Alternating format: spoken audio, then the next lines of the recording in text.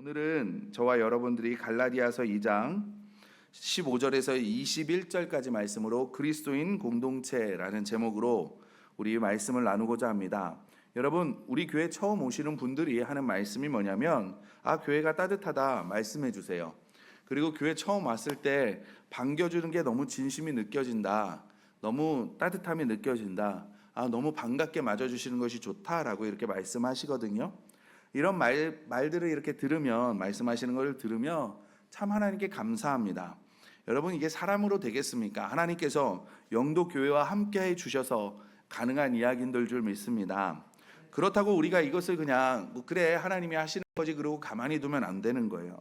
이런 이야기를 듣기 위해서 우리가 너무 여기에만 골몰하고 신경 쓰고 집중하는 것도 문제이겠지만 이것을 지키고 유지해 나가지 못하는 것도 여러분 문제입니다.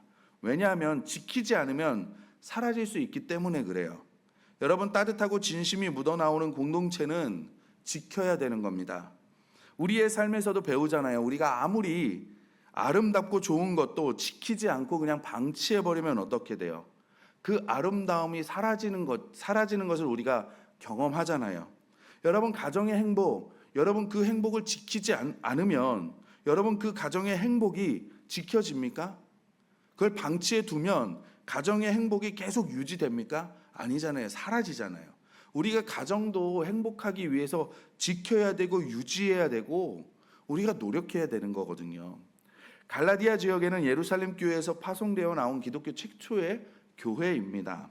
그런데 이 갈라디아 교회는요, 사도 바울의 사도권에 도전을 하고 초창기이기 때문에 사도 바울이 전하는 복음을 비난을 합니다. 그러니까 사도 바울이 믿음으로 구원을 받았다고 전하니까 유대 기독교인들이 야, 복음으로 인기를 끌려고 그러는 거야 라고 말하든지, 아니면 야, 복음을 약화시키지 마 라고 말을 해요. 그러니까 율법을 강조한다라는 거죠. 그러니까 이 유대 기독교인들, 율법주의자들, 기독교 안에 있는 율법주의자들은요, 믿음 플러스 율법이 있어야만 구원을 받는다, 그렇게 이야기를 해요. 그러니까 사도 바울이 야, 그거 아니야 라고 말하면서 진정한 복음을 전하려고 이 갈라디아서를 기록하기 시작을 했습니다. 그러면서 우리가 쭉 읽다 보면 디도라는 사람이 등장을 하는데, 이 디도는 그리스 사람이에요. 그러니까 유대인이 아니죠. 이방 사람입니다. 그런데 내가 할례를 주지 않았고, 저들이 말하는 그 사도들도 이 디도 보고 왜 할례를 줘야 된다 말한 적이 없다라는 거예요. 왜 이들에게, 그러니까 디도에게 할례를 줘야 된다라고 그 사도들 또 얘기하지 않았다는 거죠. 그리고 내가 사도들, 예수님의 제자들 만났을 때에도 그들이 내가 전하는 복음, 이것에 대해서 이야기를 하지 않았다. 지금 너희들 무슨 말을 하고 있는 거야? 라고 그들에게 오히려 반문을 하고 있습니다. 그래서 기둥으로 인정받는 야고보와 게바와 요한은 하나님께서 나에게 주신 은혜를 인정하고 나와 바나바에게 오른손을 내밀어 친교의 악수를 하였다라고 바울이 고백을 해요. 그렇게 하여 우리는 이방 사람에게로 가고 그들은 할례 받은 사람들에게로 가기로 하였다 하면서, 다만 그들이 우리에게 요구한 것은 뭐냐면 가난한 사람을 기억해 달라고 한 것인데 그것은 바로 내가 마음을 다해서 해오던 일이다라고 바울이 고백을 하죠. 그러니까 너희들이 말하는 그 사도들도 나한테 한 번도 율법을 행해야 구원받는다라고 얘기해 본 적이 없어 라고 말하는 거예요. 그리고 말합니다. 그런데 베드로가 안디옥에 왔을 때 매우 잘못된 행동을 했기 때문에 나는 사람들 앞에서 그에게 면박을 주었다라고 바울이 이어서 이야기를 해요. 그러니까 뭐냐면 베드로가 잘못한 행동이 무엇입니까? 우리가 다 아는 것처럼 처음에는 베드로가 이방인이었는데 예수 그리스도를 받아들이고 그리스도인이 된 이방인 그리스도인들과 식사를 같이 했어요. 그런데 식사를 하는 중에 예루살렘에서 율법주의자들이 왔다는 이야기를 딱 들은 거예요. 그러니까 베드로가 어떻게 하냐면 급하게 그 자리를 피해버린 겁니다.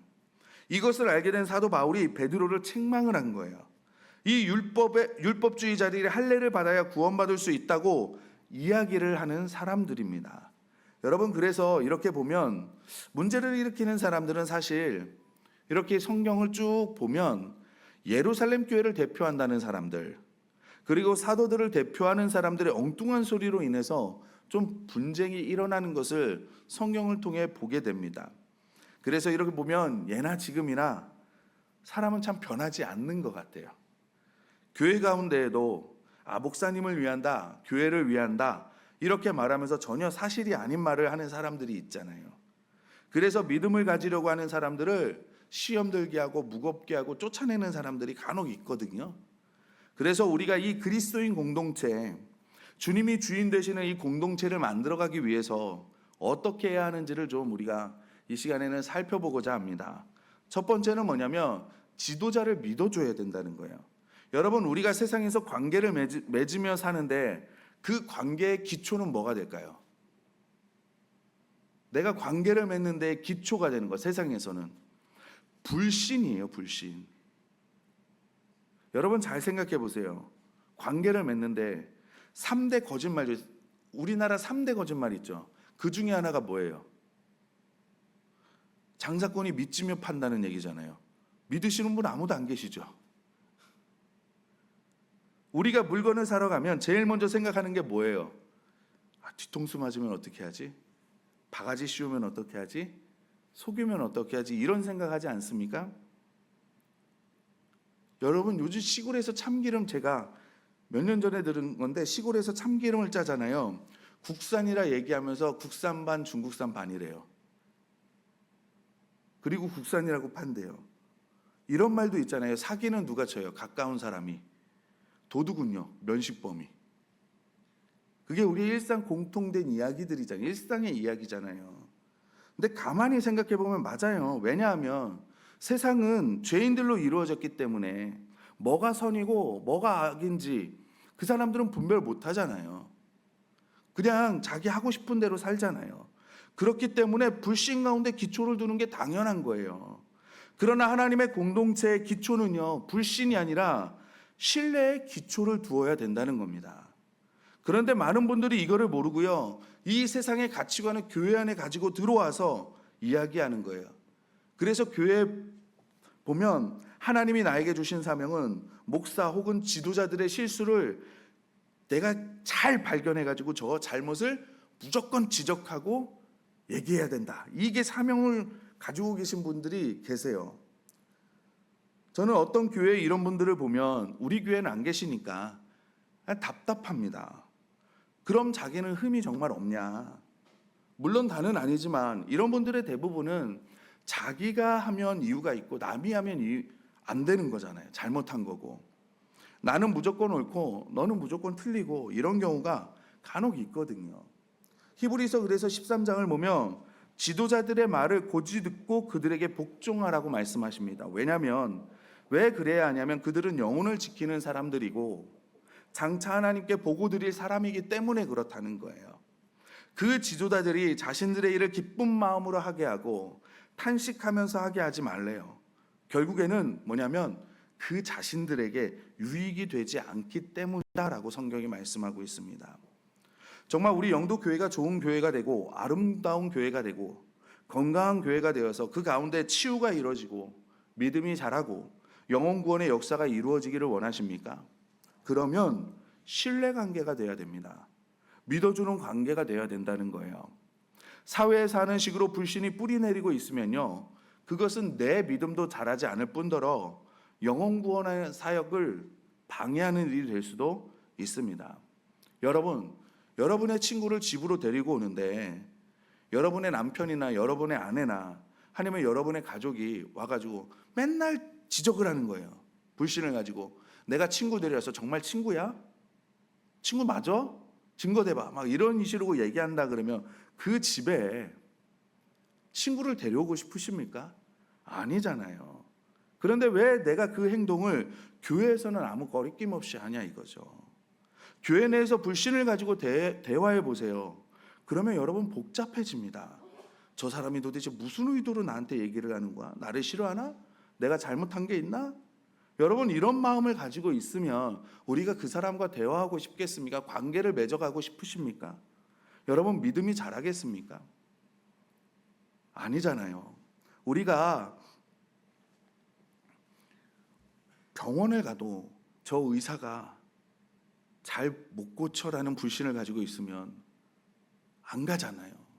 그것처럼 우리가 정말 우리 교회 안에서는, 우리 영도교회 안에서는 신뢰하는 마음, 믿음의 마음을 가지고 우리가 이것을 기초로 해서 관계를, 공동체를 세워 나아가야 된다는 겁니다. 어느 교회 교역자 사무실에 이런 글이 적혀 있대요. 내 마음에 불만이 있다면 교회를 떠나야 할 때다.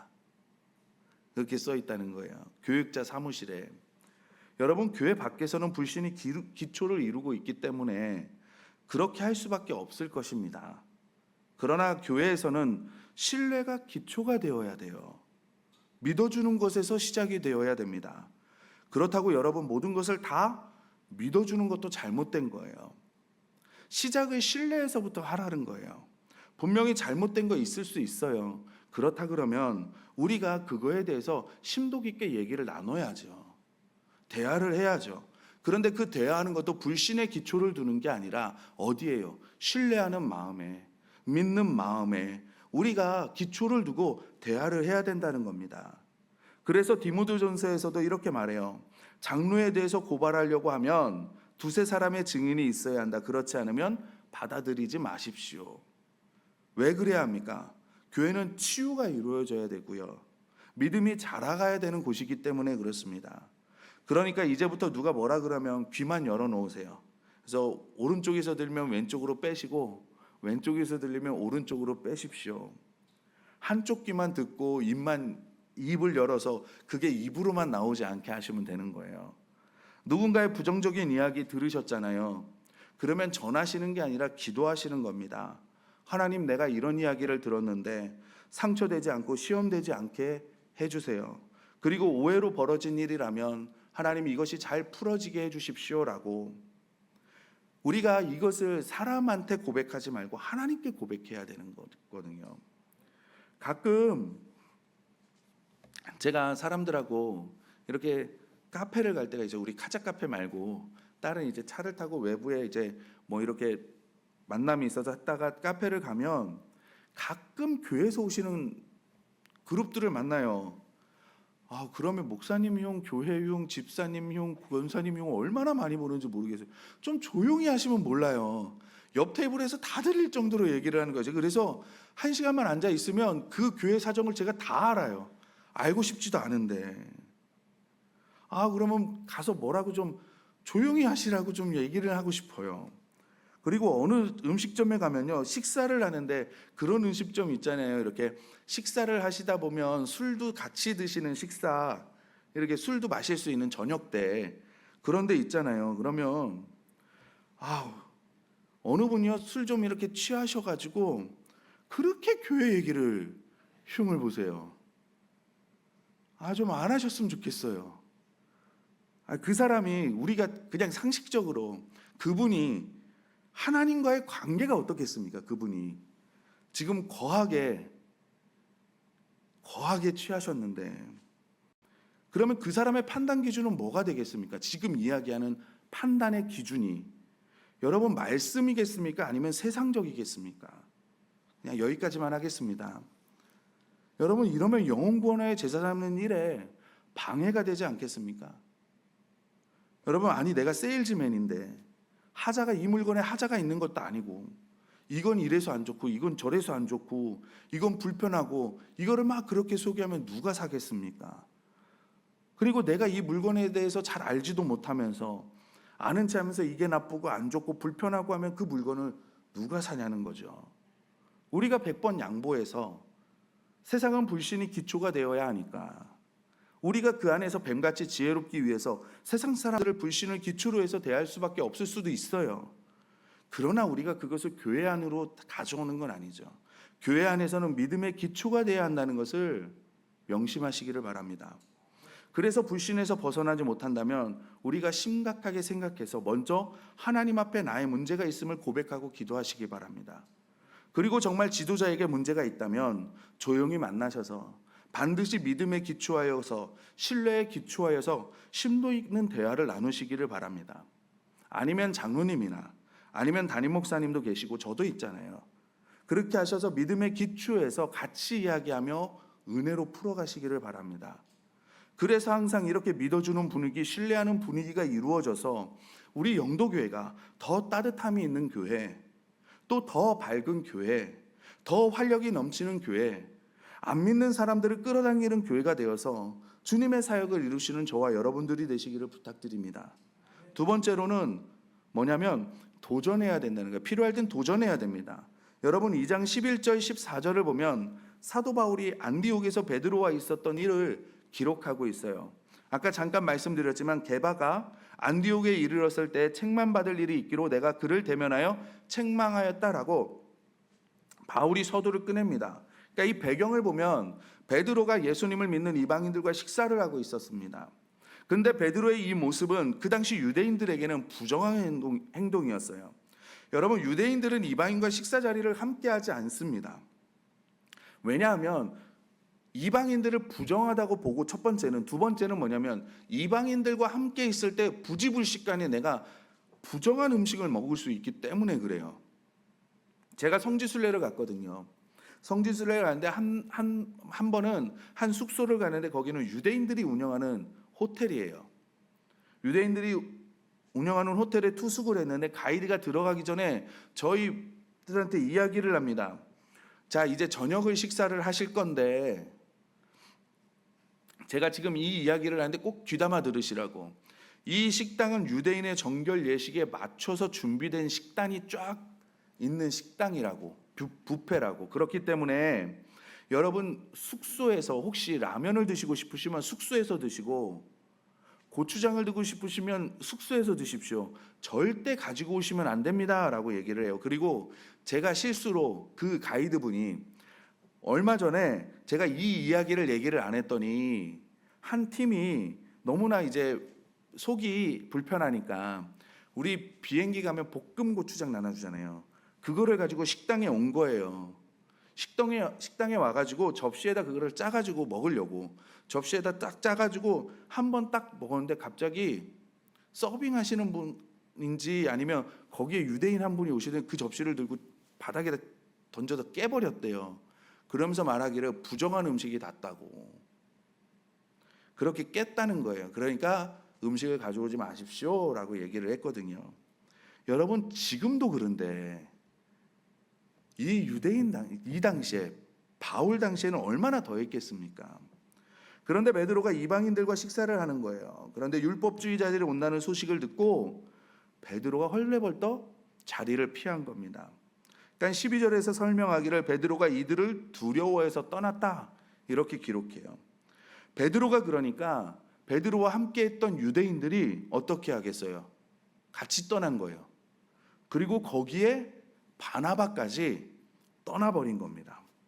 그런데 이 이야기를 사도 바울이 알게 되었고 이야기를 하는 거예요. 그리스도 안에는 유대인 이방인이 없다. 우리가 믿음으로 구원받았는데 이런 식으로 복음을 전해놓고선 당신들이 자리를 떠나면 거기에 남아있는 사람들이 뭐라고 생각하겠느냐. 아, 예수님을 믿어도 율법을 지켜야 구원을 받을 수 있겠구나. 사람들이 이렇게 생각하지 않겠느냐. 베드로 당시엔 정말 실수한 겁니다. 그러면서 14절에 당신이 유대 사람인데도 유대 사람처럼 살지 않고 이방 사람처럼 살면서 어찌하여 이방 사람더러 유대 사람이 되라고 강요합니까? 라고 말을 합니다. 바울은 알았습니다. 어떤 때에는 말보다 행동으로 보여주는 것이 더 강한 메시지가 있다는 것을 바울이 안 거예요. 그래서 베드로의 행동을 보면서 책망을 한 겁니다. 여러분 우리가 대화할 때 이야기를 하면서 상대방이 나의 이야기를 모든 이야기를 이해하는 데 있어서 말의 내용도 중요하지만 약 60%는 내 표정, 그 당시의 분위기, 내 행동 이런 거에 영향을 많이 받는데요. 60% 이상을. 그래서 대화할 때 우리가 행동이나 표현을 되게 잘해야 되는 거예요.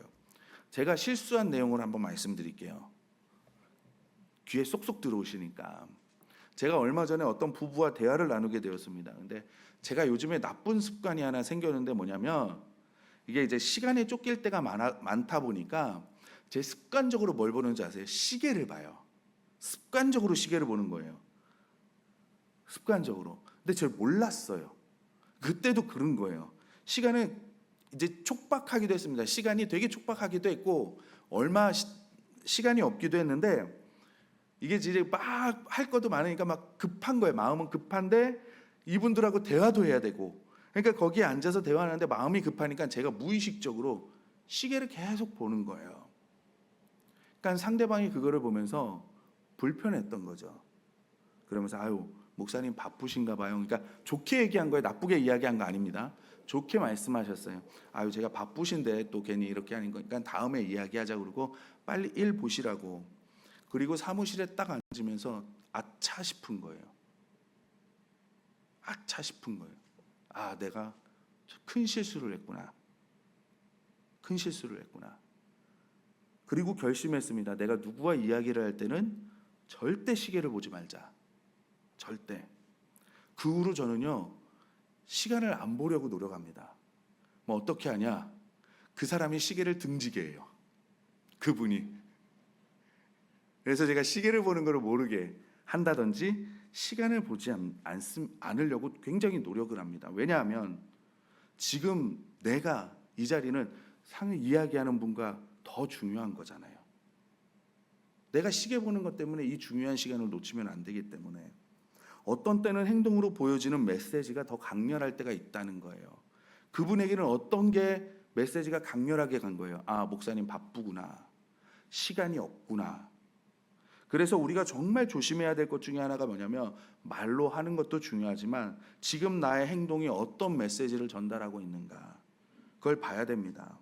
제가 전에 한번 말씀드린 것 같은데 지하철 사건 말씀드렸잖아요. 빈자리가 나서 너무나 저도 힘든데 앉으려고 했더니 어딘가 가방이 하나 슉 날라와서 그 자리에 딱 앉고 중년 여성분이 딱 앉으면서 힘차게 외칩니다. 권사님, 자리 맡아놨습니다. 그거를 주변에서 보는 사람들이 뭐라고 생각을 했겠어요? 정말 이분의 그 열정은 저도 이해를 해요. 뭐냐면 출근 지하철 발 디딜 틈도 없고 손을 한번 올리면 내릴 수도 없는 그런 장소예요. 그러니까 제가 이거를 잘했다 못했다라고 말할 수는 없겠지만, 그런데 정말 발 디딜 틈도 없고 꼼짝달싹 못하거든요. 그런데 거기를 어떤 분이 막 뚫고 들어오는 거예요. 막 저쪽 칸에서 이쪽으로 뚫고 들어와요. 막 해집고 들어오는 겁니다. 그러니까 사람들이 막 이러는 거예요. 그러면서 뭐라고 하면 뭐 하면서 지나가요. 그래서 제가 가만히 들어봤어요. 그러니까 예수 믿으세요, 예수 믿으세요 이런 얘기를 해요. 근데 제가 들어도 무슨 말인지 잘 모르겠는데 그렇게 웅웅웅거리면서 막 뚫고 지나가는 거, 그리고 옆 칸으로 가시더라고요. 근데 그런 거를 보면서 뭐라고 사람들이 얘기를 할까? 예수 믿는 사람들은 막무가내다라고 이야기하지 않겠습니까? 배려가 없다, 불편하다. 어떤 때는 100번 말하는 것보다 한 번 보여주는 게 더 강렬할 때가 있다는 거죠. 여러분, 어떤 분이 먼 지역에서 이사로 왔어요. 주일이 돼서 본 교회는 너무 멀어서 타 지역이니까 너무 멀어서 못 가고 이제 이 교회를 정해야 되겠다 생각을 하고 교회를 가려고 하는데 어떤 교회를 가야 될지를 모르는 거예요. 어떤 교회를 가야 되지? 그래서 이제 보통 11시가 이제 성도님들이 제일 많이 모이는 예배 시간이잖아요. 그래서 이분이 10시부터 집을 나섰대요. 나서서 집 앞에 있는, 단지 앞에 있는 큰 사거리 앞에 딱 서가지고 어느 교회를 가야 되나 보니까 교회가 이제 몇몇 교회가 있더라는 거죠. 눈에 딱 보이는 교회가. 그래서 교회에서 어느 교회를 가야 되나, 그리고 고민을 하다가 시간은 촉박해져 오고, 그래서 이 교회를 가야 되겠다 가려고 딱 보니까 저쪽 교회가 마음에 밟히는 거예요. 그래서 저쪽 교회를 가야 되나 가려고 하니까 다른 교회가 또 눈에 밟히는 거라는 거죠. 그러고 또 막 이렇게 고민을 하는 거예요. 그래서 이분이 교회를 결국에는 정하지를 못하고 어떻게 해야 되나 하다가 경찰이 눈에 딱 보여서 경찰한테 갔대요. 그래서 경찰한테 물어봤답니다. 여기에서 좋은 교회가 어느 교회입니까? 라고 물어보니까 경찰이 이렇게 대답하더래요. 저는 교회를 다니지 않아서 모릅니다. 그런데 제가 일요일마다 여기 와서 교통정리를 하는데 저 교회가 좋은 교회 같습니다 라고 이렇게 얘기를 하더래요. 그러니까 궁금하잖아요. 교회를 다니지 않는데 왜 저 교회가 좋은지 물어봤대요. 왜 그렇게 생각하시냐고. 그러니까 경찰이 말하기를 다른 교회는 들어갈 때 어두운 얼굴로 들어갔다 어두운 얼굴로 나오는데 저 교회만은 어두운 얼굴로 들어갔다 웃는 얼굴로 나옵니다. 그러니까 제가 보기에는 저 교회가 좋은 교회인 것 같습니다. 그리고 그 사람이 그 교회에 등록했다는 거죠. 일리가 있지 않습니까? 예수님을 만났는데 어찌 어두울 수 있겠습니까? 그렇죠? 얼마 전에도 딸아이와 이렇게 앞에 집 앞에 마트를 갔습니다. 계산을 하는데 이 계산하시는 분이 남자분인데 굉장히 그러니까 직업적으로 되게 무미건조하게 응대를 하시는 거예요. 그래서 딱히 불친절하다, 친절하다 그거를 할 게 없어요. 그래서 그냥 저도 아무 생각 없이 그냥 계산을 하고 나오면서 제가 감사합니다, 좋은 저녁 되세요라고 얘기를 하니까 그분이 화들짝 놀라는 거예요. 왜 놀랐는지는 이해를 못하겠어요. 그러니까 몸이 흠칫하고 놀라시는 거예요. 그러면서 저를 씩 보고서 웃으시면서 감사합니다 그러는 거예요. 그래서 제가 그냥 이렇게 인사하고 딱 나오는데 그분이 다시 이렇게 하면서 웃는 얼굴로 그래요. 좋은 하루 되세요. 그래서 저도 웃으면서 감사합니다, 즐거운 하루 보내세요. 그리고 나왔더니 활짝 웃으면서 또 인사를 하시는 거예요. 그래서 나오면서 저 딸과 딱 눈을 보면서 씩 웃으면서 왔습니다.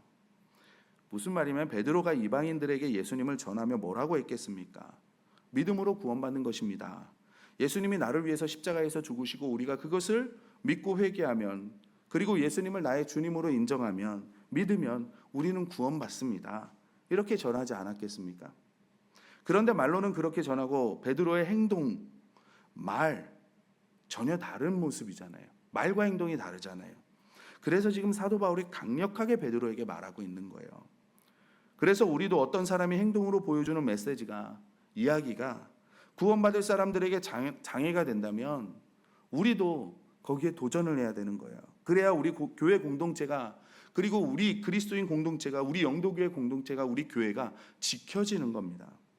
예수님께서도 요한복음 14장에 이렇게 말씀하세요. 너희가 서로 사랑하면 사람들이 그것을 보고 너희가 내 제자인 줄 알 거다라고 말씀하세요. 주일에 교회 열심히 나오고 봉사 열심히 하고 이것도 중요해요. 그러나 더 중요한 건 뭐냐면 너희가 서로 아끼고 사랑하는 모습을 보여주라는 거예요. 그게 중요하다는 거죠. 여러분, 우리 교회는 경험이 있잖아요. 그죠? 10여 년 전에 경험했잖아요. 우리 때문이 아니라 지방의 문제 때문에, 우리 담임 목사님 감리사님 하셨을 때 지방의 문제 때문에 지방의 사람들이 막 몰려오고 막 그러는데 우리는 아무 문제 없는데 밖에서 막 떠드니까 주변의 사람들이 뭐라고 얘기해요? 저 교회 문제 있나 봐. 아무 문제 없는데. 그때 성도님들도 그 이미지를 바꾸기 위해서 오랜 시간이 걸렸대요. 우리는 아무것도 안 했는데. 여러분, 그 행동 하나가 굉장히 중요한 겁니다. 저는 우리 영도교회 이런 참다운 그리스도인 공동체를 유지하여서 많은 사람들이 꽃이 이끌리듯이 우리 영도교회에 흘러나오는 그리스도의 향기에 이끌려서 정말 구원받은 영혼들이 벌떼처럼 몰려와 구원의 찬양을, 정말 구원의 놀라운 잔치들이 벌어졌으면 좋겠습니다. 세 번째로는 복음의 핵심을 지켜야 합니다. 여러분, 지금 율법주의자들이 사도 바울을 대적하고 있는데 뭐라고 말하냐면, 사도 바울은 복음을 약화시키고 세속화시킨다는 거예요. 그래서 사도 바울은 15절에서부터 21절까지 복음의 핵심에 대해서 우리에게 설명하고 있는 겁니다. 복음의 핵심은 뭡니까? 복음의 핵심, 예수 그리스도인 거예요. 다시 복음의 핵심은 율법이 아니고 뭐라고요? 복음의 핵심은 뭐라고요? 예수 그리스도인 겁니다. 여러분, 16절 우리 말씀 다 같이 한번 읽어보도록 하겠습니다. 16절 말씀입니다. 시작. 사람이 의롭게 되는 것은 율법의 행위로 말미암음이 아니요 오직 예수 그리스도를 믿음으로 말미암는 줄 알므로 우리도 그리스도 예수를 믿나니 이는 우리가 율법의 행위로서가 아니고 그리스도를 믿음으로써 의롭다함을 얻으려 함이라. 율법의 행위로서는 의롭다함을 얻을 육체가 없느니라. 아멘. 무슨 말입니까? 우리가 하나님 앞에서 죄를 용서받고 하나님 앞에 의로운 사람이라는 것을 인정받을 수 있는 거 율법이 아니라 예수님을 믿는 믿음으로 된다는 말이에요. 여러분, 우리가 예수님을 믿을 때 명심해야 할 것이 뭐냐면 예수님께서는 완전하신 분이라는 겁니다. 흠도 없고 점도 없고 정말 완전 무결하신 분이라는 거예요. 제가 전에 교회, 우리 교회에서는 아직 여쭤보진 않았어요. 전에 교회는 가끔 어르신들에게 제가 이거 물어봐요. 뭐라고 그러냐면, 권사님 죄송한데 이렇게 100년 정도 사시다가 하나님이 부르셔서 이렇게 돌아가시게 되면 천국에 가실 수 있으세요? 라고 물어보면 어떤 분들은 그렇다라고 얘기를 하는데요, 어떤 분들은 난 못 갈 것 같아요 그래요. 그러면 제가 물어봐요. 왜 못 가신다고 생각을 하세요? 그러면 나는 교회도 자주 빠지고 착하게 살지도 못하고 난 죄도 많고 그러면서 막 얘기를 합니다. 그런데 그분들이 하는 이야기는 뭐냐면 율법주의자들의 사상과 비스무리하게 말씀을 하세요. 그래서 자신이 없다는 거예요. 우리가 알아야 됩니다. 여러분, 우리가 구원받는 데는 다른 어떤 것이 필요한 게 아니에요. 예수님 한 분이면 족합니다. 이게 복음이에요. 예수님은 완전하신 하나님이십니다. 비록 나는 불완전한 존재이지만 완전하신 예수님께서 내 죄를 지고 십자가에서 죽으시고 부활하셨기 때문에 그 예수님으로 인해 나의 불완전함이 가려지고 의인이 되는 거예요.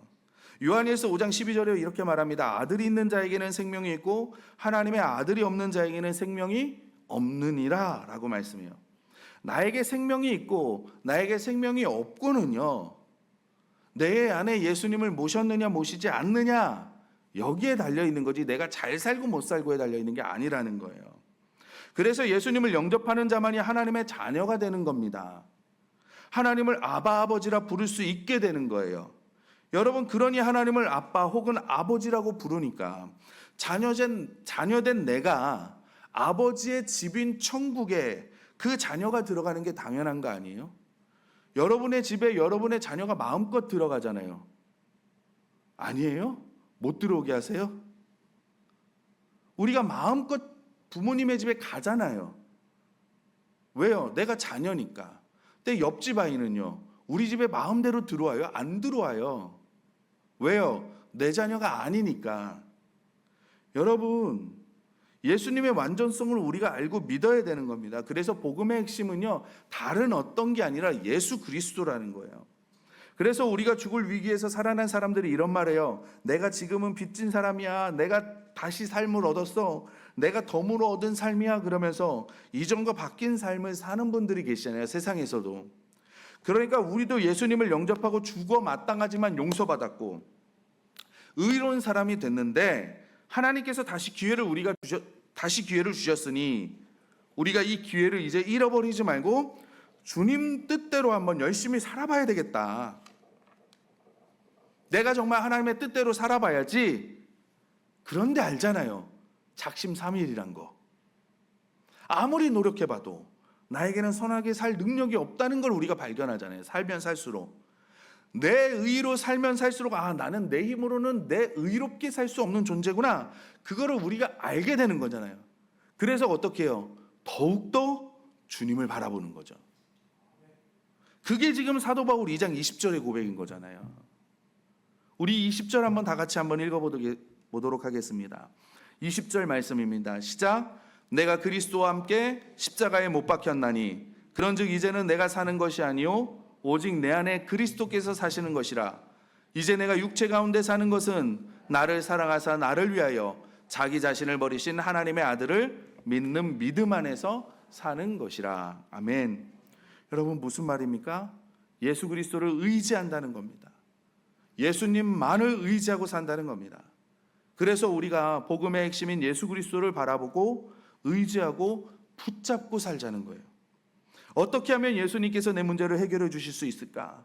우리가 그것을 발견하려고 하는데 되지 않는 거잖아요.